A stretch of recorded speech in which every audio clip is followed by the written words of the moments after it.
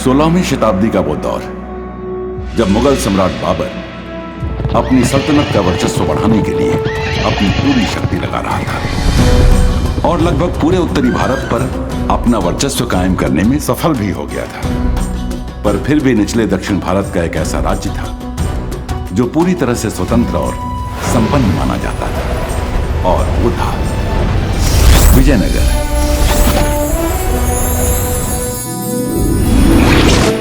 जिसके राजा हैं महान और सर्वश्रेष्ठ शासक श्री कृष्णदेवराय, जिनकी पहचान ही उनकी धर्म के प्रति अपार श्रद्धा और कला के प्रति असाधारण प्रेम की दीवानगी थी।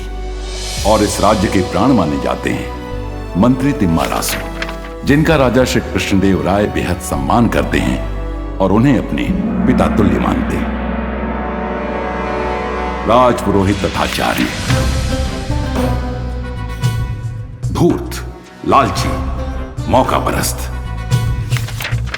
विजयनगर राज्य के दरबार का वो काला धब्बा जिसका काम केवल छल कपट और सियासत खेलकर अपना स्वार्थ पूरा करना था। फिर भी राजा कृष्णदेवराय के बेहद विश्वास पात्र और पूरे विजयनगर के लिए एक महान और सम्मानित शख्सियत पर कोई था जो बहुत जल्द इस दरबार में आकर राजा देवराय को न सिर्फ तथाचार्य जैसे धूर्त और पाखंडी अंदरूनी दुश्मनों से बचाने वाला था, बल्कि विजयनगर राज्य की भी बाहरी अज्ञात दुश्मनों से रक्षा करने वाला था। और वो शख्स जिसे ये सब करना था इन बातों से बिल्कुल अनजान, दूर कहीं किसी तेनाली नाम के गांव में अपनी ही दुनिया में खोया था।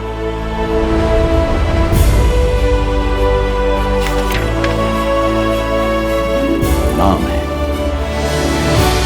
रामा। ये है रामा का घर।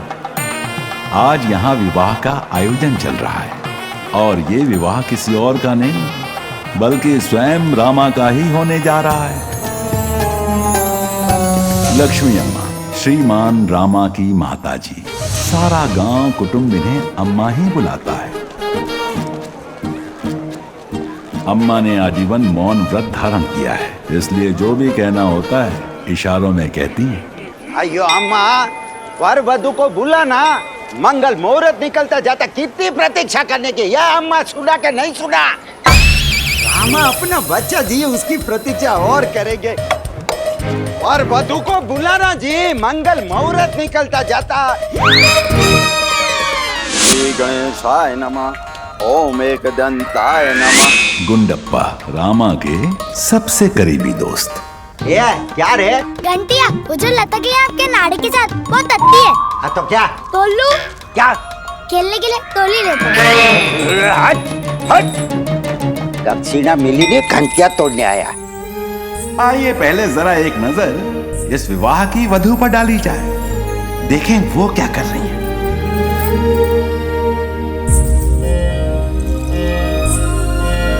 ये हैं शारदा, रामा के बचपन की दोस्त और अब रामा की होने वाली धर्मपत्नी। अरे वर वधु को बुलाना जी।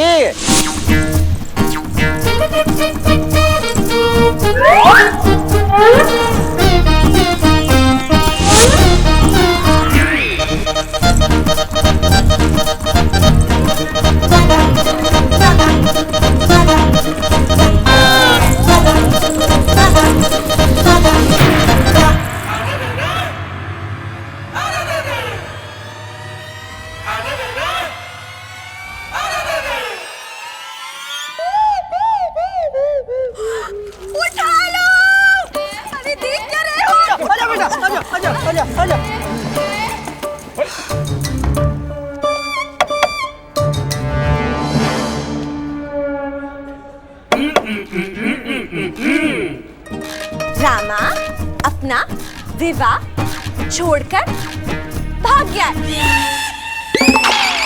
अरे इतनी सी बात, रामा अपना विवाह छोड़कर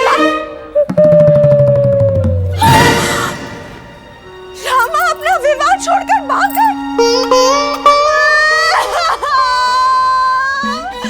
उठा लो, मेरे तो भागे फूटे।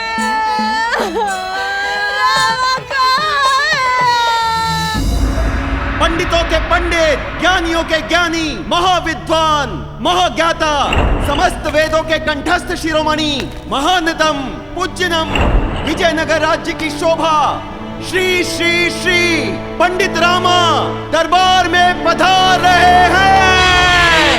पंडित रामा की, पंडित रामा की, पंडित रामा की, पंडित रामा की, पंडित रामा की, पंडित रामा की, पंडित रामा की।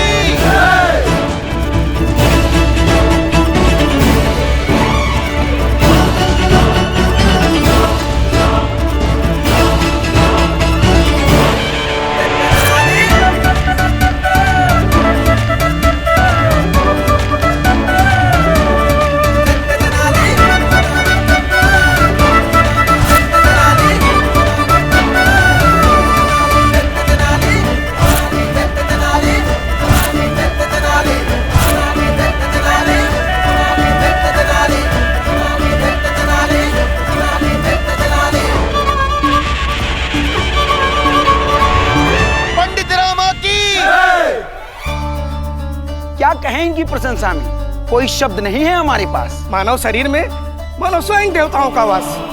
प्रशंसा में गूंजते हैं जिनके चारों धामा। यही तो है हमारे अष्टदिग्गज रामा। पंडित रामा की, पंडित रामा की, पंडित रामा की।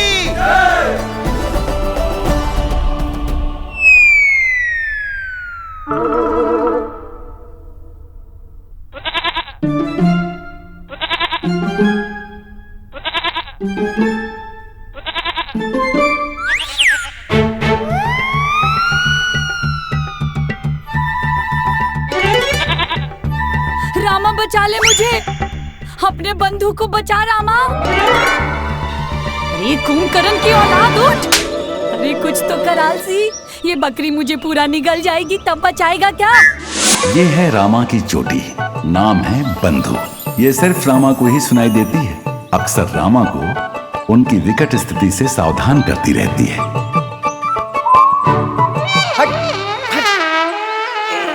और 2 पल का विलंब हो जाता तो मैं तो गया था इस भुक्खड़ बकरी के पेट में।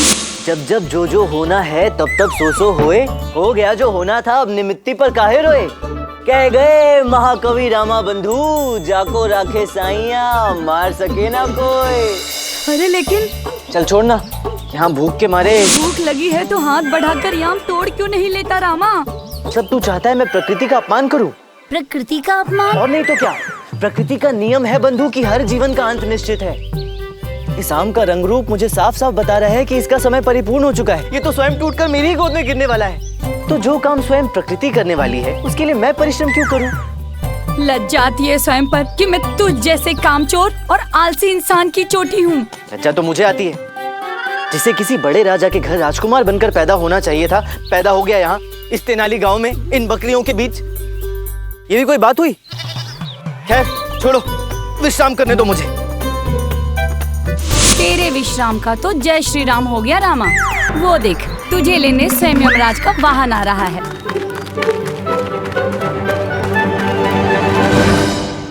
शर्म आती है मुझे तुझे अपना दोस्त कहते हुए, किसी और का नहीं। कम से कम शाल ताकत तो तोता होता। पता है जब से तेरी भागने की खबर सुनी है क्या बीती उस पे, पता है? पता है, पता है। और मैं, अरे कोई मुझसे भी तो पूछे कि मैं ये विवाह करना चाहता भी हूँ या नहीं। क्यों?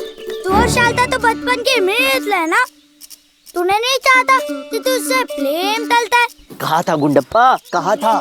किंतु प्रेम और विवाह में बड़ा अंतर होता है। तू मुझे बता, इस संसार में सबसे महंगी वस्तु क्या है? मुट्ठी तोड़ के लड्डू। मंगलसूत्र। मनुष्य जीवन भर उसकी किस्तें ही चुकाता रह जाता है। उसका क्या है, वो तो गले में मंगलसूत्र डालकर बैठ जाएगी। लेकिन गृहस्थी का कैलाश पर्वत तो मुझे उठाए उठाए घूमना होगा ना जीवन भर। रामा बोलने दे गुंडप्पा, बोलने दे मुझे। जब जब अम्मा ने मुझे घर से निकाला तब तब उसी ने मुझे आश्रय दिया। जब जब मुझे धन की आवश्यकता पड़ी तब तब अपने उस सड़ू पिता का धन चुरा कर भी दिया। नहीं नहीं तू सुन, जब जब कोई विपत्ति समस्या आई तब मेरा साथ भी दिया। लेकिन उसके लिए मैं क्या करूं? तू मुझे बता मैं क्या करूं? जीवन भर बन के बैठ जाऊं उसके साथ? पीछे तो देख, घूमते। अरे क्या पीछे देखूं घूम के? तू तो ऐसे कह रहा है जैसे शादा पीछे खड़ी है। पीछे ही खड़ी है। क्या बात कर रहे हैं?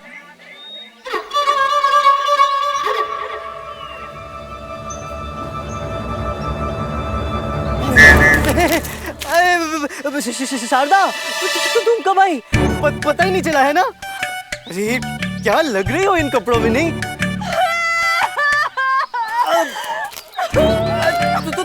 तुम रो क्यों रही हो? तुम्हें पता है ना रोते समय तुम कितनी खराब लगती हो।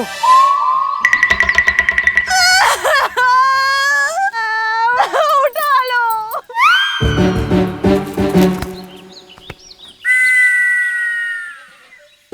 इसे नहीं, मेरा आंचल उठा लो।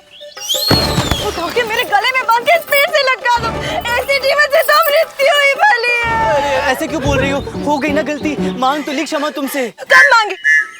नहीं मांगी क्या? अब मांग लेता हूँ, क्षमा कर दो, गलती हो गई। वो क्या है ना, विवाह का नाम सुनकर घबरा गया था, इसलिए भाग खड़ा हुआ, वरना तुम तो जानती हो कि कितना प्रेम करता हूँ मैं तुमसे, और विवाह भी तुमसे ही करना चाहता हूँ। जाने देना अम्मा, मेरे को जाने देना, वो रामा नहीं आने वाला। अरे तेरे जैसी अम्मा होती तो मैं भी भाग जाता, तो भी रामा किधर से आता? अरे बहुत बड़े पंडित है वो तथाचार्य, श्री कृष्ण देव राय के राज पुरोहित है। मैं गोष्ठी में नहीं पहुंचा तो मेरा स्वागत कर देंगे।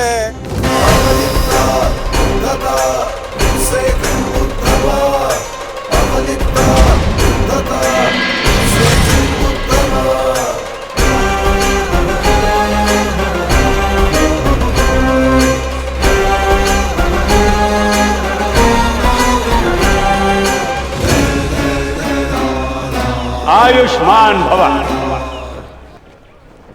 भगवान शिव की कृपा अनुकंपा आप सभी भक्तों पर बनी रहे।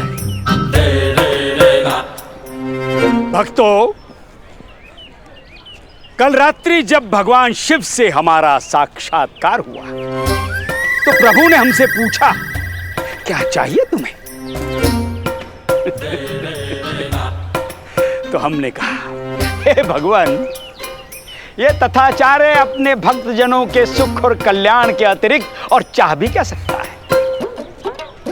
यदि आप कोई आशीर्वाद देना ही चाहते हैं तो बस यही आशीर्वाद दीजिए कि हमारे भक्तजन सुखी रहें, आनंदमय रहें, प्रफुल्लित रहें, कल्याण भवा। अरे तो क्या हुआ जो मुहूर्त निकल गया गुंडप्पा? भगवान ने संसार को रचने से पहले कौन सा मुहूर्त निकाला होगा? एक माँ अपने संतान को जन्म देने से पहले कौन सा मुहूर्त निकालती होगी? सूर्य देव मुहूर्त देखकर तो नहीं निकलते। और यदि ये सत्य है कि जोड़ियां स्वर्ग में बनती हैं, तो मुहूर्त होने से क्या फर्क पड़ता है? तेरी चुपड़ी चुपड़ी बातों में शारदा आ सकती है, अम्मा नहीं। तो आज सबके सामने पिटेगा, वो भी अम्मा के हाथों। अरे हाँ, अरे शारदा सुनो, मैं एक काम करता हूँ, मैं बाजार चला जाता हूँ और अम्मा से कह दूंगा कि विवाह के प्रबंध में था इसलिए विलंब हो गया, ठीक है? अरे मैं घर अवश्य आऊंगा, सच कह रहा हूँ। अब तुम घर जाओ और अम्मा को संभालो, मैं आता हूँ। एक शर्त पर, गुंडप्पा आपके साथ जाएगा। क्यों? भरोसा नहीं है मुझ पर? नहीं। तो फिर ठीक है, चल भाई गुंडप्पे। महागुरु तथाचार्य की, महागुरु तथाचार्य की। देखो गुरुजी, कितना जन सैलाब उमड़ा हुआ है सिर्फ आपकी एक झलक पाने को। मेरे विचार से हम आपको किसी दूसरे रास्ते से ले चलें। नहीं ना, सभी भक्तों को हमारे दर्शनों का सौभाग्य प्राप्त होना चाहिए। हम बाजार वाले मार्ग से जाएंगे। जो आज्ञा गुरुजी। अरे तो ये तरकारी के मैं अपने घर में उगाता हूँ, उस तरकारी खराब हो गई तो मैं क्या करूँ? जाओ जाओ, हम वापस नहीं मिलेंगे।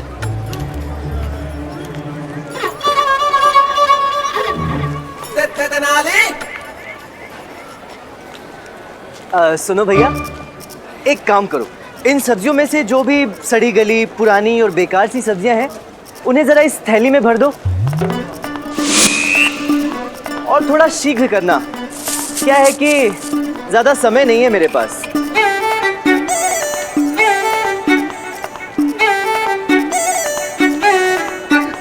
अभी अभी डाल देता हूँ। हाँ। हाँ ये देखो, ये कितनी काली पड़ गई है।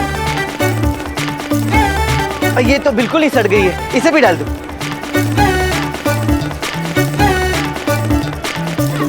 ये लीजिए आपकी सारी पुरानी सड़ी हुई सब्जियाँ। बहुत बढ़िया। अब एक काम करो, इस थैली को तो रख दो एक तरफ और इन सब्जियों में से जो भी अच्छी और साफ सुथरी सब्जियां हैं उनका मूल्य बताओ। महागुरु तथाचार्य की, महागुरु तथाचार्य की, महागुरु तथाचार्य की। बाहर में जाओ, मुझे नहीं बेचनी सब्जियाँ। अरे ऐसे कैसे नहीं बेचोगे? सब्जियां तो मैं लेके जाऊंगा। अच्छा ऐसे कैसे लेके जाओगे? हाथ तो लगा के दिखाओ। अच्छा ये बात है। ये उठाई मैंने तुम्हारी तरकारी, अब कर लो जो करना है। देखो पंडित, मैं बोल रहा हूँ मेरी तरकारी को हाथ नहीं लगाना वरना बहुत पछताओगे। ये बात है। तो ये मैंने तुम्हारी सब्जी को हाथ लगाया और ये मैंने गले में डाला। अब बोलो क्या करोगे? बोलो बोलो। अगर अब की बार तुमने हाथ लगाया ना तो छोड़ूंगा नहीं तुम्हें। मैंने फिर से हाथ लगाया।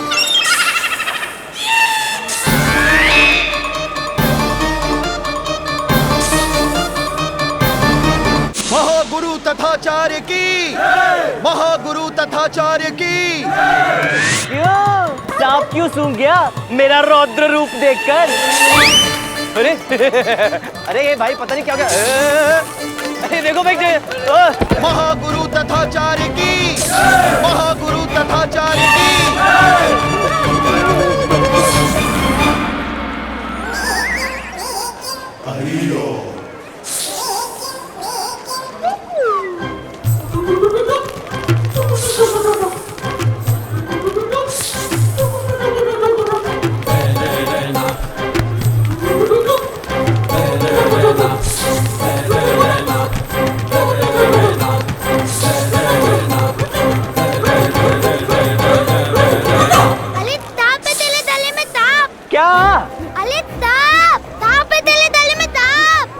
सांप है।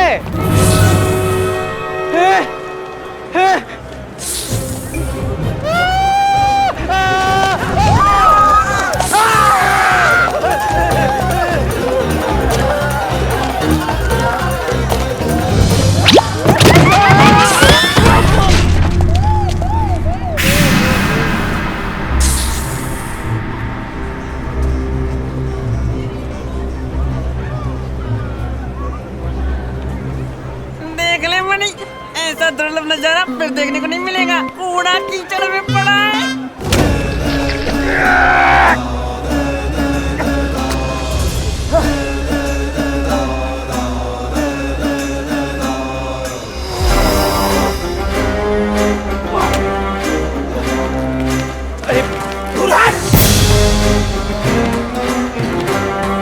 दुराचारी जानता भी है किसके साथ अटखेली की है तूने?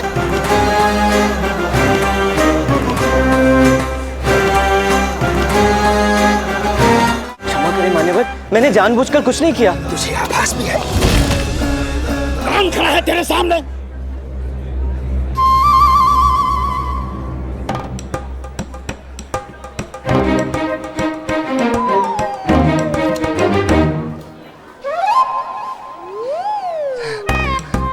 मान्यवर, परंतु सचमुच पता नहीं चल रहा है कि कौन खड़ा है सामने। इतनी कीचड़ लगी है आपके मुख पर। वैसे कौन खड़ा है? पता नहीं। हम वो हैं जिसके अलौकिक व्यक्तित्व के सामने देवता भी सर झुकाते। हम हैं पंडितों के पंडित, महापंडित तथाचार्य।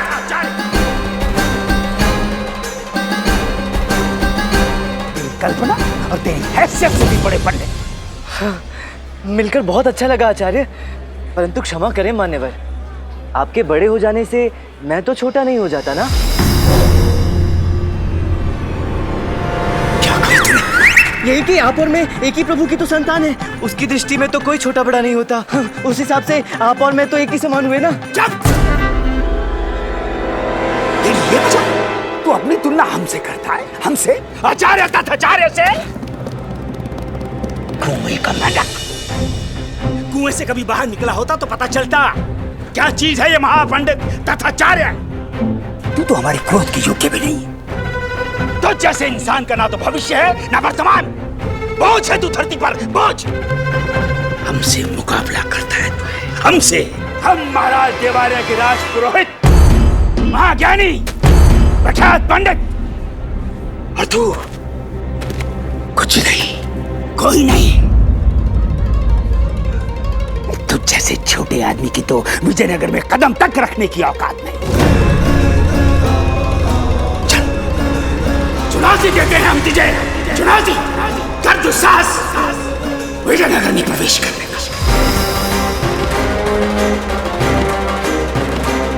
देख कैसा स्वागत करता है ये तथाचार्य तुझ जैसे उदंड पंडित।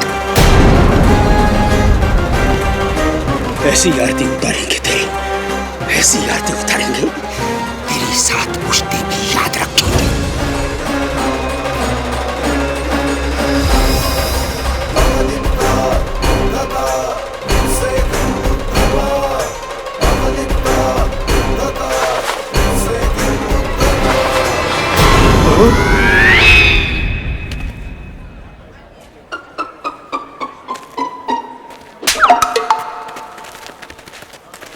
निमंत्रण के लिए धन्यवाद मुनिवर। अब जब इतने प्रेम से बुलाया है तब तो आना ही पड़ेगा। आपके विजयनगर